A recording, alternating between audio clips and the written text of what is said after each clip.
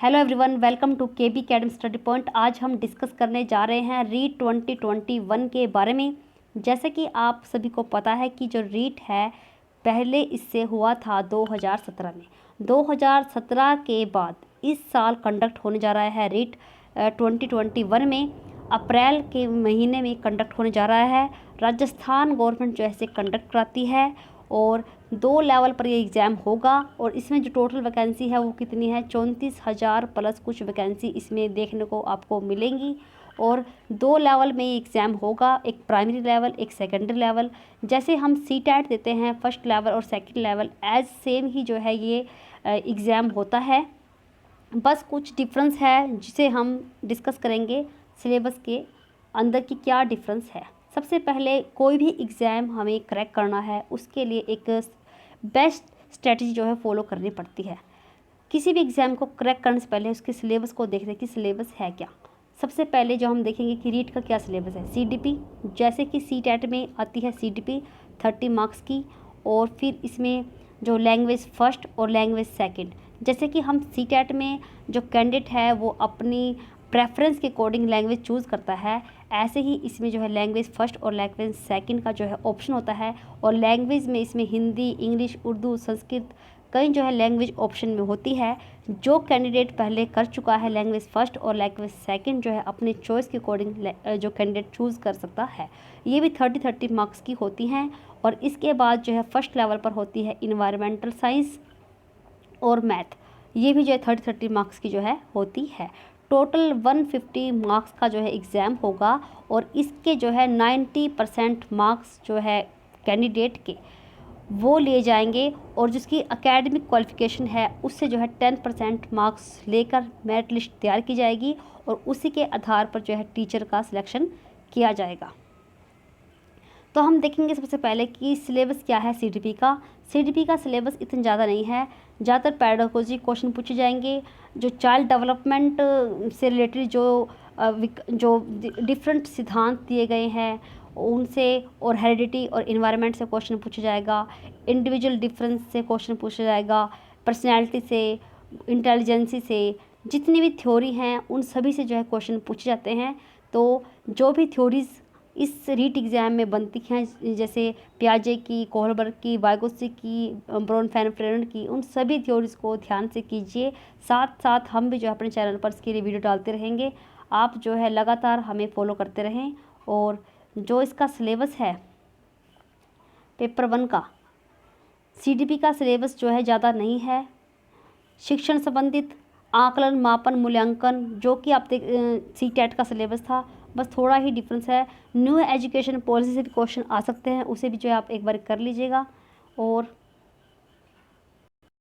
हिंदी का सिलेबस, हिंदी में एक गद्यांश आएगा अपठित, उसमें से क्वेश्चन चूज़ करने होंगे। एक जो पोएम का आएगा। और जो व्याकरण है उसे भी जो है अच्छे से अगर आप करोगे तो अच्छे मार्क्स जो है प्राप्त कर सकते हो। व्याकरण में वचन, काल, लिंग, संज्ञा, सर्वनाम, इन सभी की जो है प्रैक्टिस अगर आप करते हो तो आप इजीली इस एग्ज़ाम को करेक्ट कर पाएंगे।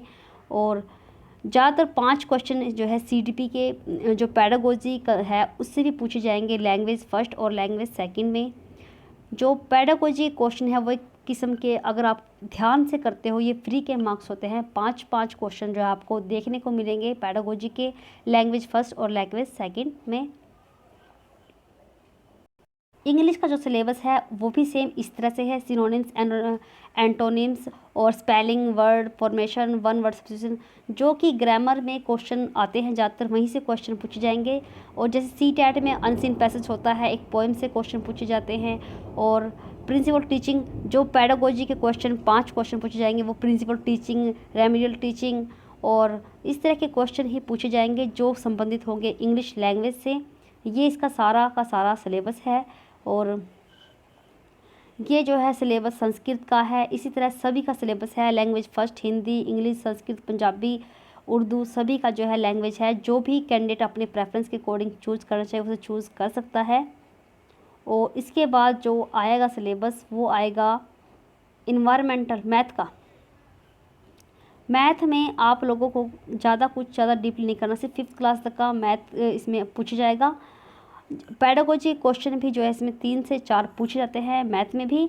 और इसमें भिन्न से क्वेश्चन पूछ जाते हैं, हर से, मिश्रित भिन्न से, असमान हर वाली भिन्नों से क्वेश्चन पूछ जाते हैं। इसमें जो है संयुक्त संख्याएं, अभाज्य गुणनखंड, एलसीएम, एचसीएफ से क्वेश्चन पूछ जाते हैं, लाभ हानि और ब्याज से क्वेश्चन पूछ जाते हैं। ज़्यादातर जो मैथ है वो इतना हाई लेवल का नहीं आता, 5th क्लास तक का ही मैथ करना होता है, पर उसमें भी आपको जो है 8th क्लास का मैथ आना जो है ज़रूरी है। और इन्वायरमेंटल साइंस जैसे कि CTET में क्वेश्चन पूछ जाते हैं, उसी तरह के पूछे जाएंगे।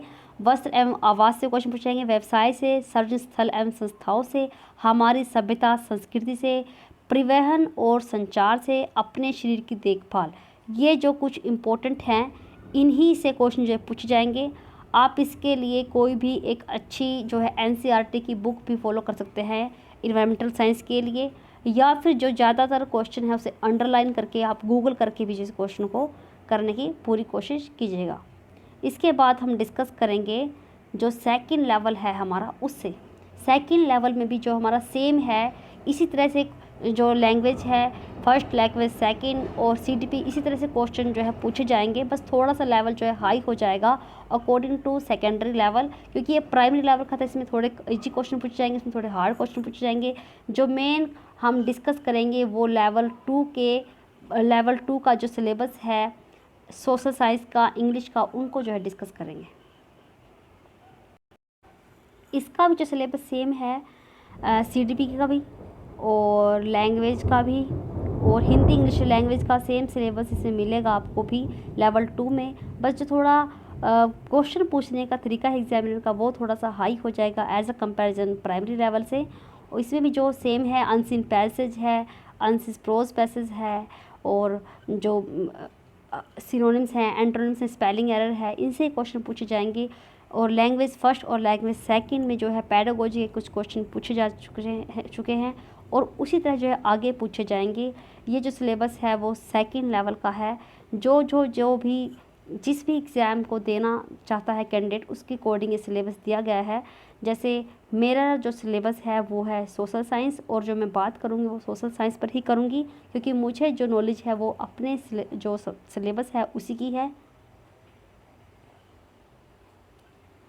सोशल साइंस में भी जो क्वेश्चन है ज़्यादातर वो जो भी हमारी प्राचीन सभ्यता संस्कृति है उनसे कुछ क्वेश्चन पूछे जाएंगे। जैसे CTET में NCERT को हम फॉलो करते हैं, इसमें भी कुछ हम NCERT को फॉलो कर सकते हैं, पर उसके साथ ही हमें जो है राजस्थान की जो कल्चर है, सभ्यता संस्कृति है, उनसे क्वेश्चन जो है पूछे जाएंगे। और ये जो हमारा क्वेश्चन है वो पूछे जाएंगे 60 मार्क्स के। जैसे कि हम CTET में देखते हैं कि CDP, language first, language second और 60 मार्क्स का जो हमारा सिलेबस होता है, उसी तरह रीट में भी जो है 60 नंबर का हमारा सिलेबस होगा और इसको कवर करना बहुत ही ज़रूरी है। और उसमें क्या क्या है, जो मौर्य जो सिंधु घाटी सभ्यता है वहाँ से हमें शुरू करनी है अपनी तैयारी। सिंधु घाटी सभ्यता, वैदिक संस्कृति, जैन धर्म, बौद्ध धर्म, महाजनपद काल, जितने जनपद काल हुए थे 16 सभी को अच्छे से रीड आउट करना है।